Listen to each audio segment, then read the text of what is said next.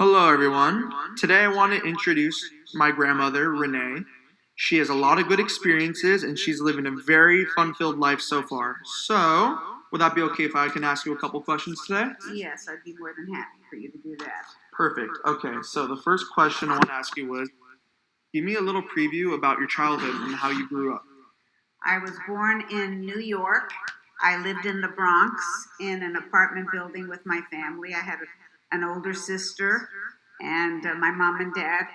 My father had just come home from the Navy and they had me.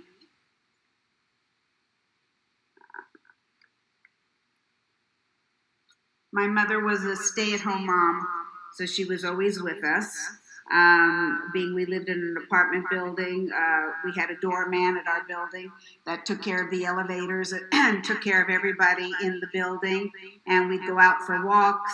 I don't remember a lot as a very young girl. We moved to California when I was 5. My father got a job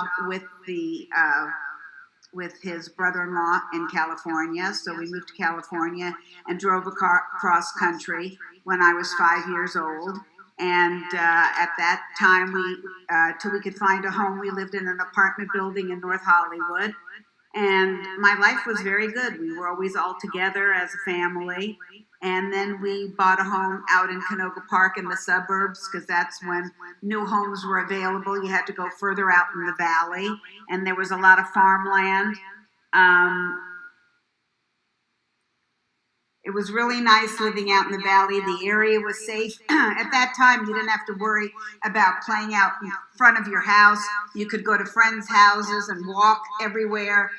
We didn't have predators at that time. It was a very, very different time in our lives, and we enjoyed it very much. So I wanted to ask you now, are there any particular events in women's history that stand out to you? I was very young at the time, but I remember the Rosa Parks incident where she was arrested for not giving up her seat, on the bus. And naturally, she was a very strong African American woman who believed in equality with people. And this sparked the civil rights movement. And I remember an incident, my sister had to move to Augusta, Georgia, because her husband was in the National Guard for 6 months. And I went to visit them, and there you really could see the differences that what we had here in California, where the blacks had their own drinking fountain. When I would get on the bus with my sister to go somewhere, the blacks were in the back of the bus. And to me, at that time, as a young girl, was horrified by what I saw. Wow, that sounds great. So I do remember you mentioning something about the Equal Rights Amendment being passed by Congress. Do you want to kind of elaborate a little more on that? Something that I saw in the news. I saw the women picketing and standing up for their rights.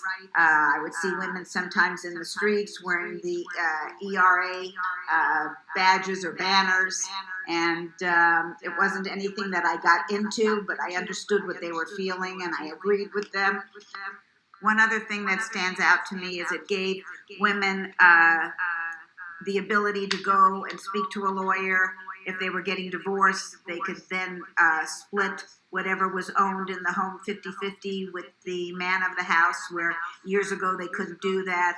So the amendment was very good as far as women getting more out of life. So the third question I want to ask you was, did you ever go into higher education as a woman, and what schools did you graduate from or attend? I went to Canoga Park Elementary School, which is still on Topanga Canyon Boulevard. It is still there. And then I went on to Canoga Park High School, which is also still there and very active. And after high school, I went on to CSUN, and I finished 2 years at CSUN, and I met my husband, and I got married. And in those days, the girls seem to marry earlier than they do now. Now their careers and lifestyles are much different than they were then. But we got married young. We got married at that time because the draft came in to effect, where if you weren't married by a certain day and time, that you would be drafted to go to Vietnam. So we got married. We had our wedding planned for months after. We had our regular wedding planned, and all of a sudden he got his notice that he was going to be drafted into the service, and if he wasn't married by 12 o'clock the next evening at midnight, he would have had to be drafted into the service. So we chartered a plane and went to Las Vegas, and we got married there at City Hall. And then we came back, and I lived at home, and he went back to his fraternity house, and we continued our lives until we got married.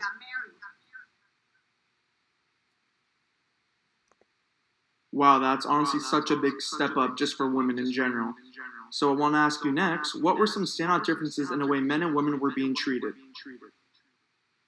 I remember as I was growing up that most of my friends, their mothers, were housewives, or they would go to work and help the husbands at their offices, or they would be school teachers or beauticians, jobs that didn't pay nearly as well or give them the position they wanted as they are as affordable to them now.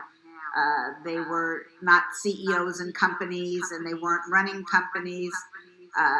It was a more difficult time, but this is what women dealt with. I remember as I got a little bit older and I was looking for a job, I just remember that if I would go for an interview for a job and men were there as well as the women were there, that the men were offered jobs at a higher pay scale than the women. For example, the man could make $1 an hour, and the woman would make maybe 50 or 60 cents an hour in comparison. And now things have changed, thank goodness. Alrighty, so what jobs have you had throughout your life?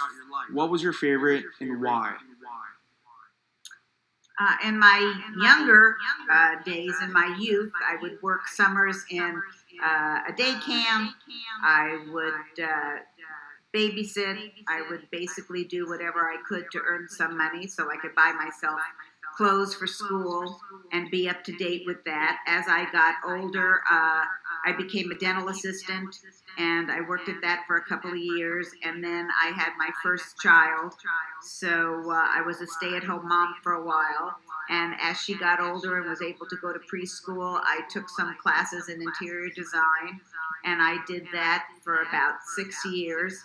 And I enjoyed it, but it isn't something that I would look back at and say that it was my favorite. It was a tedious job. To get a husband and wife to agree on something is a very difficult situation.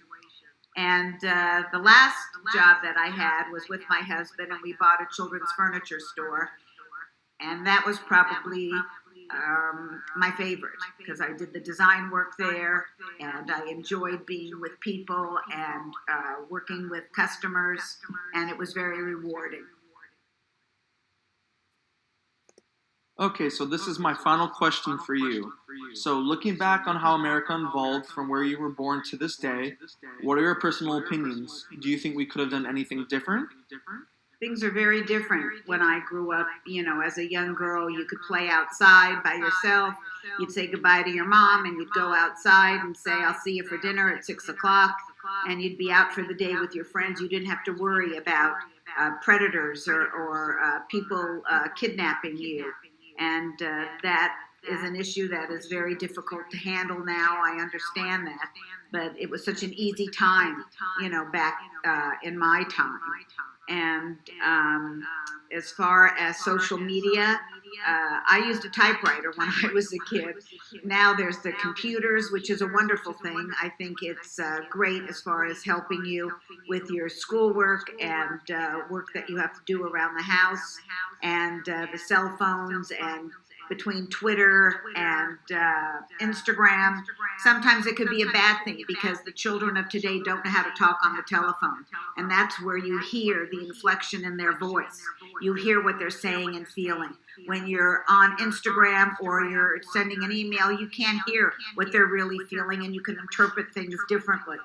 So in my opinion, that aspect of it is not as good. And also, when I was growing up, gas was 50 cents a gallon. And, and we didn't have to worry about terrorists then. Those things were never even brought up.